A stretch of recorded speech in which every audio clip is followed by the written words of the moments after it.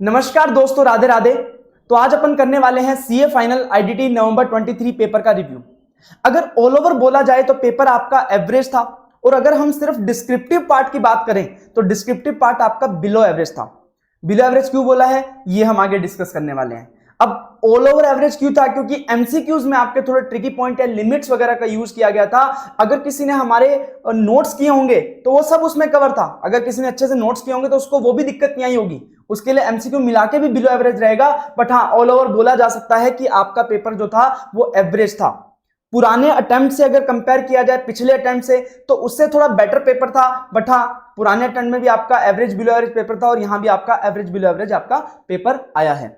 अब उसके बाद अगर कैटेगरी वाइज देखें, कैटेगरी जो हम आपको एबीसी कैटेगरी बताते हैं, उसमें कैटेगरी वाइज अगर चैप्टर्स में से देखें तो टोटल जो डिस्क्रिप्टिव पार्ट 88 मार्क्स का होता है, उसमें से 59 मार्क्स का जो पेपर है वो सिर्फ और सिर्फ किससे आया है? कैटेगरी ए से। और 16 मार्क्स का जो पेपर है वो कैटेगरी बी से आया है, और कैटेगरी सी में आया सिर्फ 13 मार्क्स का। तो out of total 88 marks 75 marks का तो आपका सिर्फ कैटेगरी ए और बी से ही आ गया। तो इसका मतलब पेपर बिलो एवरेज था, क्योंकि वो आपका 88 मार्क्स का जो एबीसी कैटेगरी था उसमें से ए और बी कैटेगरी में से 75 मार्क्स का पेपर आपका आ गया। और दूसरी बात, दूसरा रीजन कि आपके जो क्वेश्चंस थे वो मोस्टली रिपीटेड और सिमिलर क्वेश्चन थे। अगर क्वेश्चन 1 को साइड में रख दें, क्वेश्चन 1 जो कि हमेशा नया बन के आता है, उसकी जगह अगर बाकी क्वेश्चन देखें तो जो 74 मार्क्स का पेपर होता है क्वेश्चन 1 को छोड़ के, उसमें से अप्रोक्सीमेटली 55 मार्क्स का जो आपका पेपर था वो रिपीटेड और सिमिलर क्वेश्चंस का था। जो आपके क्वेश्चन बैंक में दिए गए हैं या फिर आईसीआई के जो क्वेश्चंस हैं, इंस्टीट्यूट के जो क्वेश्चंस हैं, उसमें से ही सिमिलर और आइडेंटिकल क्वेश्चंस थे 55 मार्क्स के अप्रोक्सीमेटली।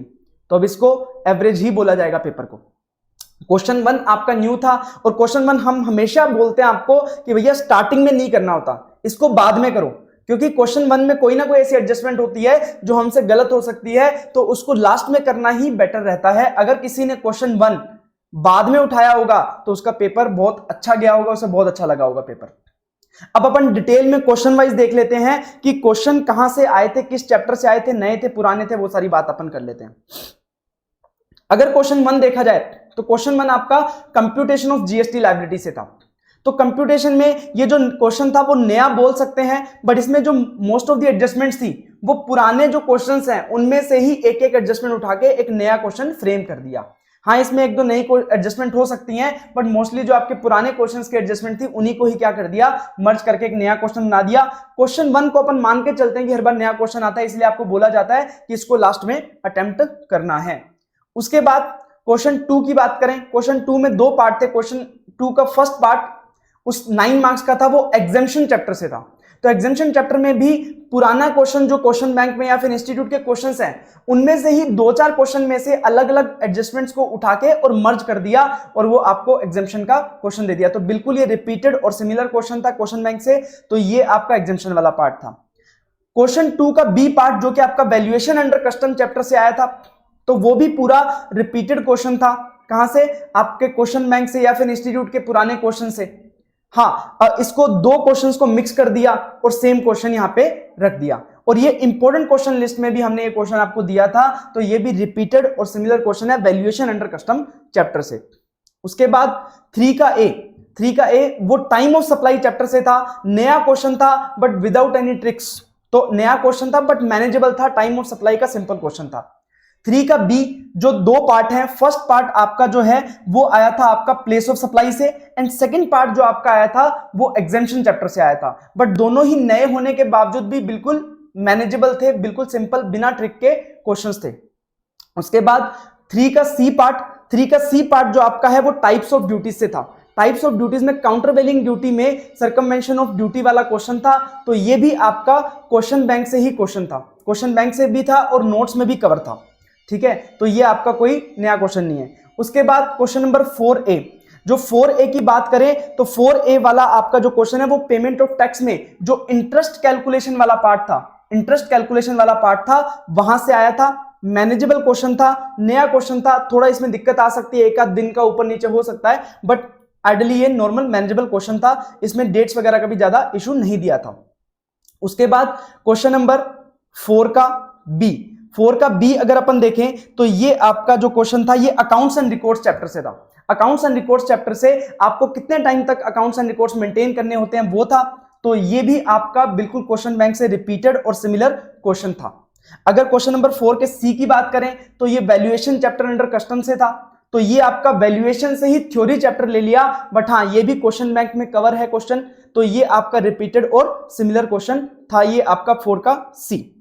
देन 5 का ए की बात करें तो ये ऑफेंस एंड पेनल्टी चैप्टर से था। नया क्वेश्चन था बट इसमें कोई भी ट्रिक्स एंड नहीं थी, तो ये बिल्कुल मैनेजेबल क्वेश्चन था 5A। उसके बाद बात करें 5B की, तो 5B वाला जो क्वेश्चन था आपका डिमांड एंड रिकवरी चैप्टर से था। डिमांड एंड रिकवरी चैप्टर से नया क्वेश्चन बनाया था, अच्छा क्वेश्चन था ये, ठीक है, बट इसमें भी ज्यादा ट्रिक नहीं डाली थी। जो एक इसमें सर्कुलर या कुछ पॉइंट आया था उसके ऊपर ये क्वेश्चन था, नया क्वेश्चन था बट मैनेजेबल था। अब 5 के सी की बात करें तो ये आपका ड्रॉबैक के रिलेटेड क्वेश्चन था, ड्यूटी ड्रॉबैक कस्टम से, उसमें इंटरेस्ट कैलकुलेशन करना था। तो ये क्वेश्चन आपको हमने मैराथन वगैरह में भी करवाया था, इंपॉर्टेंट क्वेश्चन लिस्ट में भी था और क्वेश्चन बैंक में भी था। तो ये क्वेश्चन भी आपका बिल्कुल सिमिलर और रिपीटेड और मैनेजेबल क्वेश्चन था। उसके बाद 6 क्वेश्चन के तो क्या ही कहने, वो तो बिल्कुल ही कॉपी पेस्ट, बिल्कुल थ्योरी क्वेश्चन, कम से कम टाइम खाने वाला और बिल्कुल सिंपल क्वेश्चन था। अब क्वेश्चन 6 देखा होगा जिसने पहले, क्वेश्चन 6 जिसने पहले देखा होगा ना, तो उसका तो जो कॉन्फिडेंस है वो अलग ही लेवल पे चला गया होगा। क्यों? क्योंकि यहाँ पे पूछा इंस्टेंसेस जहां पे टीडीएस नहीं कटेगा, ये टीडीएस टीसीएस चैप्टर से था, पेमेंट ऑफ टैक्स चैप्टर से। तो इसमें तो वो बताने थे कि भाई कहां पे टीडीएस नहीं कटेगा, तो ये तो आसानी से नोट्स वगैरह में कवर था। उसके बाद 6 का जो ए में ऑप्शन में भी था वो भी आपका लायबिलिटी टू पे इन सर्टेन केसेस में बिल्कुल रिपीटेड क्वेश्चन था क्वेश्चन बैंक से।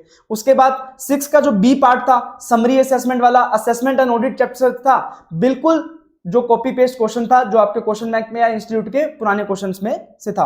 और 6 का जो सी पार्ट था वो वेयरहाउसिंग चैप्टर से था, कस्टम के वेयरहाउसिंग चैप्टर, और बिल्कुल रिपीटेड और सिमिलर क्वेश्चन था ये 6 का पार्ट सी डी।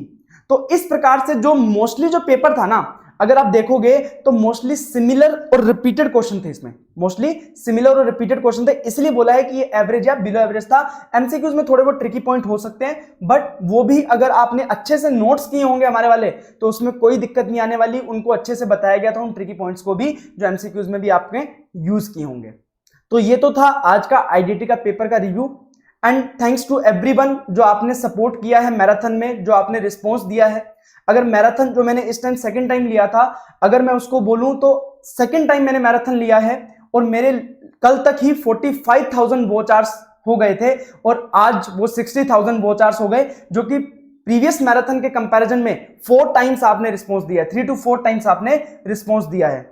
और हाईएस्ट तो है ही आपके व्यूज और वॉच आवर्स, और उसके साथ साथ आपने जो प्रीवियस मैराथन के हिसाब से आपने बहुत अच्छा रिस्पांस दिया, 3 to 4 टाइम रिस्पांस दिया है। और हाँ, मैराथन से बहुत से बच्चों को फायदा भी हुआ, क्योंकि जो जो चीजें होती हैं कि एडजस्टमेंट्स होती हैं, जो कुछ ट्रिकी पॉइंट्स होते हैं, तो मैराथन में हम प्रेशर देके बताते हैं या फिर कुछ लास्ट डे रिवीजन टॉपिक्स बताते हैं। तो ये सारी चीजों से बच्चों को बेनिफिट भी हुआ है, मेरे को बहुत सारे मैसेज भी आए तो उनको बेनिफिट हुआ है। तो ये अच्छा लगा देख के और आपने बहुत अच्छा रिस्पॉन्स दिया, उसके लिए थैंक्स टू एवरीवन। उसके बाद एक और बात कि आपको इस संदर्भ में थोड़े टाइम में मैं आपको ये बताऊंगा कि कैसे आप बिना यूपीएससी का जो मेन एग्जाम दिए हुए आप कैसे सिविल सर्विसेज ज्वाइन कर सकते हो। तो उसके लिए मैं एक आप स्मॉल वीडियो आपके लिए लेके आऊंगा, तो आपके पास टाइम रहेगा वो चीज देखने का कि कैसे आप सिविल सर्विसेज में परस्यू कर सकते हो बिना यूपीएससी का एग्जाम दिए हुए।